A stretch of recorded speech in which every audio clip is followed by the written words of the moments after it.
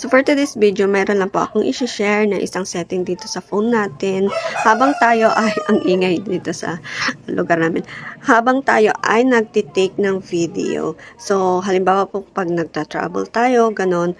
Pag nag-video po tayo, di ba, kung magalaw siya. So, meron pa akong i-share na setting para kung ganun ay hindi po masyadong magalaw yung video natin. Sa mga hindi pa po nakakaalam, so let's watch this video. Punta po tayo sa camera ng cellphone natin. Ayan, tapos, syempre, punta tayo dun sa video. Ayan. Tapos, syempre, ang gagamitin natin ay yung back cam. Ayan. So, tapos, pindutin natin yung settings dun sa may taas. Tapos, i-on po natin itong stabilization. So, kung may ganitong feature yung phone natin, ito lang po yung i-on po natin para hindi po siya masyadong magalaw kapag nag-video tayo. So, yun lang po. Thank you for watching and don't forget to like, comment, and share and follow for more.